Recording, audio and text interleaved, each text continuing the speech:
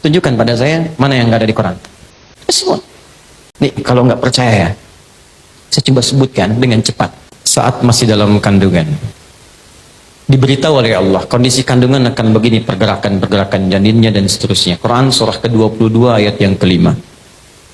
Doanya, supaya nanti kalau lahir anaknya soleh, dekat dengan Allah, baik dengan orang tua. Quran surah ke-7 ayat 189. Begitu lahir diberi petunjuk, ibu yang baru melahirkan berikan ASI sempurna. Kalau pengen komplit berikan 2 tahun. Bapak jangan ganggu ibu, fokuskan bapak untuk mencari rezeki supaya bisa mensuplai kepada ibunya. Quran surah kedua ayat 233. Itu nyata, betul. Ya, wal walidatu yurdi'na auladahunna haulaini kamilaini liman arada an yutimma radha'ah wa 'alal mauludi lahu rizquhunna wa kiswatuhunna. Suami yang baru mendapatkan anak keturunan, dorong istri, berikan semangat supaya nanti memberikan ASI dengan kualitas terbaik, jangan diganggu psikologinya. Karena itu tugas-tugas lain bapak yang kemudian dorong itu. Ya, maaf ibu dan teman-teman sekalian, kita pasti akan mengerti. Kalau ibu sedang melahirkan, rasa sakit itu setengahnya akan hilang.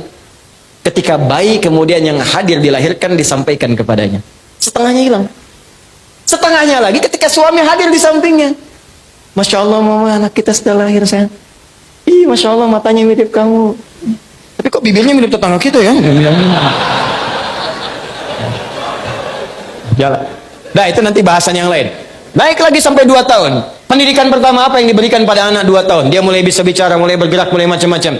Turun 4 pendidikan dini. Kalau diberikan dengan baik, dia dekat dengan Allah, baik dengan Anda, dan bagus bergaul dengan lingkungan sekitaran. Turun Quran surah ke-31 ayat 13 sampai dengan 19. Dia mulai belajar dengan serius bagaimana supaya dibimbing cepat paham. Turun Quran surah 9 ayat 122. Bagaimana kalau dia belajar, pelajarannya itu naik menjadi orang pintar, imannya juga kuat. Turun bimbingan Quran surah ke-58 ayat ke-11. Bagaimana cara memulainya supaya ditanamkan adalah keilmuan yang kuat. Turun Quran surah 96 ayat 1 sampai dengan 5. Bagaimana cara dipercepat? Kalau menghafal, Allah yang tanamkan dalam jiwanya. Walaupun dia mengikuti bacaan, cepat menghafalkannya. Turun Quran surah ke-75 ayat 16 sampai dengan 18. Apa amalan untuk mencapai itu? Turun Quran surah kedua di ujung ayat 282.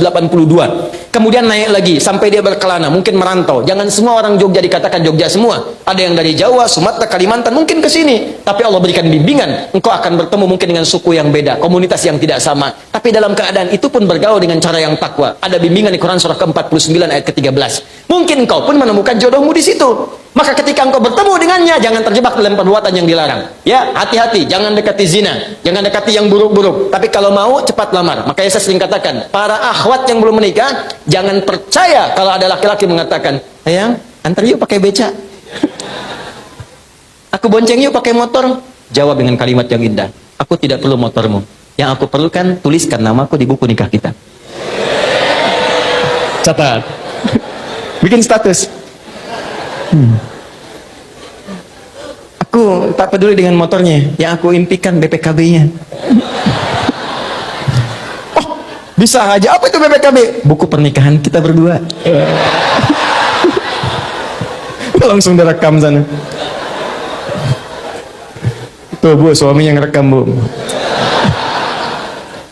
Masuk. Maka berikan maharnya yang terbaik. Turun Quran surah keempat ayat yang keempat. Langsungkan pernikahan, jangan lama-lama. Quran surah 30 ayat ke-21. Bahkan saat menikah pun ada training khusus.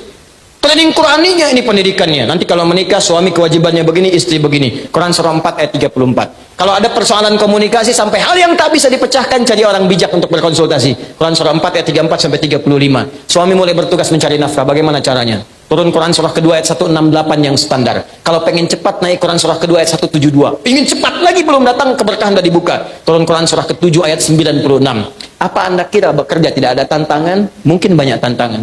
Kadang-kadang ada yang menyingkirkan, ingin menyungkurkan. Kata Allah itu biasa dalam kehidupan. Maka lakukan amalan ini, maka Anda akan dilindungi. Quran surah 17 ayat 79 sampai 81. Kalau ada yang sampai mengancam, lakukan zikir Nabi Yunus alaihissalam. Quran surah ke-21 ayat 87 sampai dengan 88. Anda bekerja tapi istri merawat anak-anak di rumah juga belum tentu mudah. Ada yang kadang-kadang teriak, ada yang berkata, amalannya lakukan. Quran surah ke-17 ayat 23 sampai dengan 27. Setelah itu kadang-kadang Anda capek lah. Zikir Nabi Ibrahim Quran surah ke-26 ayat ke-80. Kalau Anda sakit, kata dokter ini nggak ada obatnya. Ini mustahil. Kata Allah, separah apapun kalau anda lakukan zikirnya Nabi Ayub, aku akan sembuhkan seperti aku sembuhkan Ayub. Turun Quran surah ke-21 ayat 83 sampai dengan 84. Anda sudah berumah tangga, belum ada tanda-tanda keturunan. Kata Allah, lakukan amalan Nabi Zakaria. Bahkan beliau sudah sepuh, rambut memutih, fisik sudah letih, istri divonis medis monopus dan mandul. Tapi kalau engkau kerjakan amalannya, aku anugerahkan keturunan untukmu. Amalannya dari Quran surah ketiga ayat 38 sampai doanya di Quran surah 19 ayat 2 sampai dengan ayat ke-15-nya, sampai dijamin keselamatan dunia alam kubur sampai dengan akhiratnya. Anda bergerak lagi, bisnis makin maju, maka bersyukurlah kepada Allah. Turun Quran surah ke-14 ayat yang ke-7. Cobaan-cobaan tantangan mulai hebat, petakan tantangannya, rumuskan. Mulai Quran surah kedua ayat 214. Rinciannya di Quran surah kedua ayat 155 sampai dengan 157. Penyelesaiannya di Quran surah ketiga ayat 142.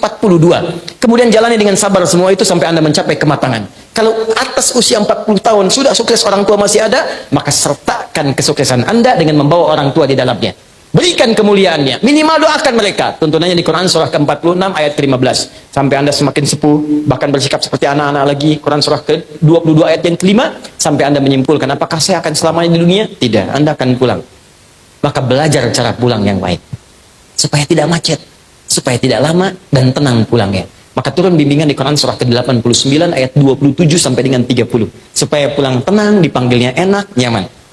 Setelah itu kemana saya pergi ya Allah? Kamu akan pergi ke tempat lain meninggalkan dunia. Kamu pergi ke Jogja saja perlu bekal.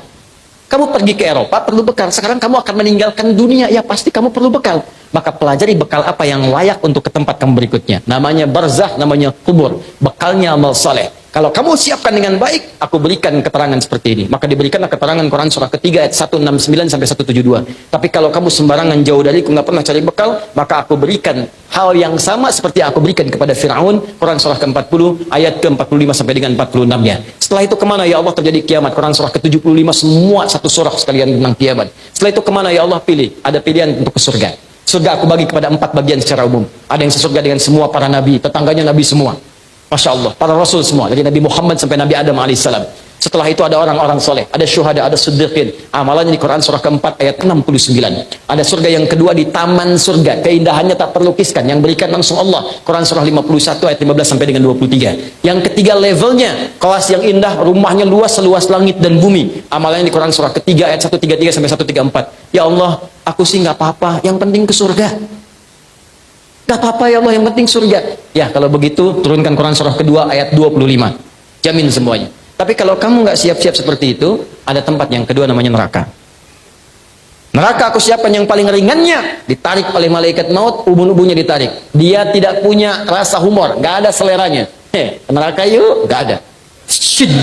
Syidadun, ghilazun syidadun, bengis kejam, tarik ubun-ubun, dicelupkan seperti bikin teh celup. Celup angkat, celup angkat, celup angkat. Bahasa Arabnya nusli, innal ladzina kafaru bi ayatina sawfa nuslihim nara. Kami celupkan, angkat, celupkan, angkat. Sekali dicelupkan perbedaannya 1000 tahun. Satu harinya 1000 tahun, satu detiknya 48 hari. Celup, badalnahum juludan ghairaha liyadzuqul adzab. Angkat, kami ganti kulit yang baru supaya merasakan azab yang tidak sama dengan yang sebelumnya. Naik, angkat, turun, angkat, turun, angkat. Itu yang paling ringan. Yang paling dalamnya neraka jahanam disediakan untuk orang munafik dan orang-orang kafir. Di Quran surah keempat ayat 140 paling kiri sebelah bawah. Kalau yang nggak ke surga, belum ke surga, nggak ke neraka, 50-50. Tempatnya di mana ya Allah? Aku turunkan surah yang ke-7 namanya Al-A'raf ayat 45 sampai 47. Dia akan ada di pertengahan antara surga dengan neraka. Dia melihat semua penduduk surga tapi ketakutan mendengar jeritan ahli neraka. Lihat bahasa Qurannya. Melihat orang surga pengen ke surga, ketakutan mendengar. Jadi nggak bisa ngintip ke neraka. Lihat bahasa Qurannya. Anda keluar dari masjid ini jam 2:30 malam. Begitu keluar, di atas pohon ada suara. Ngintip nggak? Apa? Pasti Anda lari. Jadi di dunia aja begitu sudah ketakutan, apalagi jeritan tiap waktu. Nggak berani ngintip. Berharap pengen ke surga. Maka dengan rahmatku, aku ambil dia, aku tempatkan dia di surga. Setelah proses hisab selesai seluruhnya. Satu harinya 1000 tahun. Ada semua. Tunjukkan pada saya mana yang nggak ada di Quran. Semua.